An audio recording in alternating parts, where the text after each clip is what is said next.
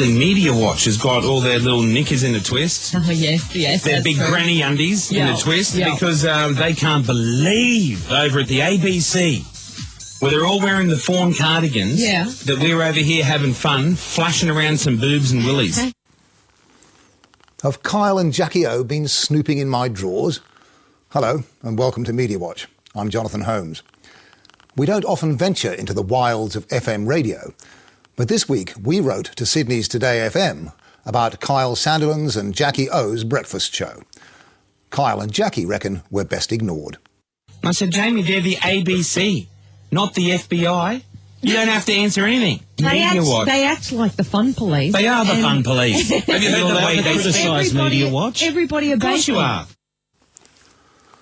I wish. But we're not the only ones who've been wondering out loud recently about Today FM's sense of fun. Sydney's Daily Telegraph isn't famed for its delicate sensibilities, but opinion editor Fiona Connolly lashed out last week at Today FM's disgraceful stunts. Fiona was upset by what she called the lesson on exploitation and body image on Today FM's Hot 30 countdown, which used a live species they called Daisy the prize pig as a prime example. Daisy the pig is actually a fat and, it has to be said, amazingly willing woman. Hot 30 countdown's Tim Lee and Bigsy challenged callers to guess where in Daisy's ample body folds the best prizes were hidden. Underneath the left boob. Underneath the left boob. Okay, so this is the left boob. Can I hold it? I'll grab it like that. Okay, now, it's a controller, so I dare say you're going to get the full thing. A PlayStation, congratulations! Oh, awesome. Thank you so much. Woo! Innovative stuff, eh? But the telly's Fiona Connolly wants to sick the watchdog onto Tim and Bigsy. Where the hell are our radio regulators? What is the Australian Communications and Media Authority listening to? But the regulator, ACMA, normally applies the standards agreed to in Commercial Radio Australia's Codes of Practice. And frankly, there's nothing in the codes that I can see that would apply to Daisy the prize pig. It's hard to regulate against sheer bad taste. But the codes do say this. All programme content must meet contemporary standards of decency, having regard to the likely characteristics of the audience of the licensee's service. And you have to wonder whether some of Kyle and Jackie O's recent capers meet those standards. How about this, for example? Kyle and Jackie O's Vagina lineup. Okay, you ready, girls? Okay, disrobe, and then we will take 10 seconds for him to identify. Okay, go. Yes, programme guest Vince had 10 seconds to identify his own girlfriend's genitals from a lineup of 4. In the same week, we've had the blindfolded French kissing contest and the spot your partner's penis contest. And the week before, the 2 best friends, one of whom is wired to a lie detector competition. Kyle dreamt up the questions, like this one. If you get this one right, you girls have $1,000. Oh, my God. Are you ready? Yes. Steph, has Rita ever gone down on a girl? Oh, my God. Other contestants had their honesty tested on subjects like STDs, masturbation, anal sex, threesomes, and eating faeces during sex. Playing her tiresome Little Miss Nice act, Jackie O told listeners coyly, I apologise to anybody out there who has been offended with this segment that we've done all week. I know it's probably gone too far, and I do apologise about that. What sort of a dork have you turned into overnight? Kyle, of course, plays Mr. Nasty. But the dorks you have to worry about, Kyle, are over at ACMA. Quite apart from that stuff about contemporary standards of decency, the Commercial Radio Codes of Practice say, Licensees must not broadcast a feature program which has an explicit sexual theme as its core component unless it is broadcast between 9:30 p.m. and 5 a.m. We suggested to Today FM that its breakfast show might be in breach of that clause of the codes. Despite Kyle's advice to ignore us, the station did respond. Not that we're much the wiser. The show targets an adult audience. And we acknowledge that some listeners can make a personal choice not to listen if something is not to their taste. But thousands do listen every day. And whatever its target audience, a lot of those thousands aren't adults. 18% of Today FM's breakfast audience, that's around 100,000 listeners in an average week, are people aged between 10 and 17. More kids listen to Kyle and Jackie O than to any other Sydney breakfast show. But I reckon it's Kyle Sandilands, much more than his audience, that needs to grow up. On its past record, we won't be holding our breath to see if media regulator ACMA has anything to say about Today FM. Rather to our amazement, however, another regulator, Medicines Australia, has slapped the wrist of one of its members, the giant pharmaceutical company Eli Lilly. In May, Media Watch featured this riveting press release. Media information. A national Galaxy poll released today reveals the high value Australians place on spontaneity in their sex lives, with 74% of Aussie men saying it's an important part of sex. The poll was commissioned by Eli Lilly, and the media release went on.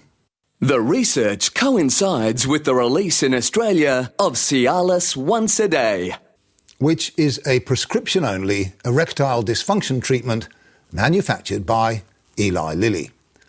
The media lapped it up. Some didn't even bother with the poll at all. There's new hope for thousands of Australian men trying to cope with erectile dysfunction.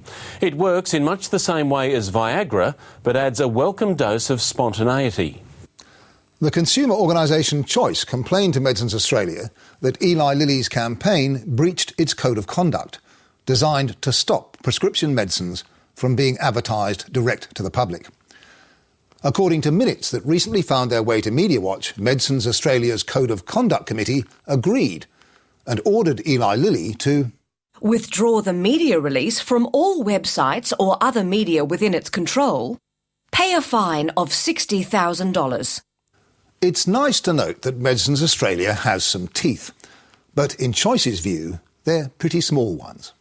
A $60,000 fine is not a significant enough penalty for a large pharmaceutical company like Eli Lilly. That figure is equivalent to fewer than 30 men buying the drug for 12 months. Figures, their use and abuse, are the problem with this alarming front-page lead in Sydney's Daily Telegraph. Kid crime rampage. Exclusive. Kiddie criminals are being apprehended by police at an alarming rate of more than 50 a week for offences including assaults, car theft, malicious damage, armed hold-ups and drug dealing. But the kids are not all being apprehended. The figures come from the New South Wales Bureau of Crime Statistics and Research. According to its director, Don Weatherburn, they represent the number of times that 8, 9 and 10-year-olds have been named as having offended, or are alleged to have offended, or are suspected of having offended. That's not the same as being apprehended. Much more importantly, the figures covered nearly 3 years, from January 2005 to September 2007. And as Dr. Weatherburn told Radio 2UE's John Stanley, and the number of 8 and 9-year-olds that are coming into contact with police for suspected involvement in crime has been dropping over the past 3 years. For reasons best known to itself, the telly didn't report that. In fact, the weekly average for 8, 9 and 10-year-olds has dropped from 62 in 2005 to 51 in 2006 and to 46 in 2007. And incidentally, according to the New South Wales Bureau, that represents about 1% of the total population of children of that age in New South Wales. So much for a kid crime rampage. But the telly presses on. The Daily Telegraph can reveal police logged 7,724 offences by children under 10 between January 1, 2005 and September 30, 2007. No, the police didn't. That's the figure for 8, 9 and 10-year-olds. And more than 4,000 of those so-called offences, well over half, involved 10-year-olds. That's important because the telly goes on to bemoan the fact that Police and welfare agencies admit they have no legal power to charge or punish these pint-sized thugs, thieves, vandals and rapists. The only option is a stern lecture and a call to parents, and possibly a referral to the Department of Community Services. Now, it's true that 8 and 9-year-olds are regarded by the law as being too young to be held responsible for their actions. They can't be taken to the children's court. But 10-year-olds can be, and quite frequently are. The whole story is another telly beat-up. Dr. Weatherburn tells Media Watch that he's frustrated and annoyed. Distorted reporting like this defeats the whole purpose of providing public access to information about crime and justice, viz., to encourage rational debate about law and order policy. Regrettably, David Pemberthy, the telly's editor, hasn't favoured us this week with one of his pithy responses. Perhaps he's been listening to Kyle Sandilands. So here's something else for him to think about. Life-saving P-plate laws. The lives of more than 1 in 5 first-year P-platers have been saved, thanks to tough new laws that have drastically reduced the youth road toll. Good news for a change from the telly last Friday. In fact, a bit too good to be true. There are approximately 143,000 first-year P-plate drivers in New South Wales. So, if the telly is right, about 29,000 kids are alive today who would have died in the year before the new laws came in. 29,000? Must be some mistake, surely. And there was. The telly got its 1 in 5 figure by mangling the numbers in its own story. New figures show a 21% drop in P1 drivers killed on New South Wales roads after the first year of the new rules. 15 fatalities in the past 12 months, compared to 19 for the 12 months before the reforms. So actually, about 4 lives have been saved by the new laws. Of course, every life is precious. But that's not 1 in 5 first-year P-platers, but 1 in 35,700. Doesn't quite have the same ring to it. Perhaps Mr. Pemberthy should consider putting his staff through a tough new course on basic statistics and not allowing them near a set of tables till they passed a test. That's it for this week. You can view the programme again or download a vodcast, plus lots of extras on our website. And join me again next week.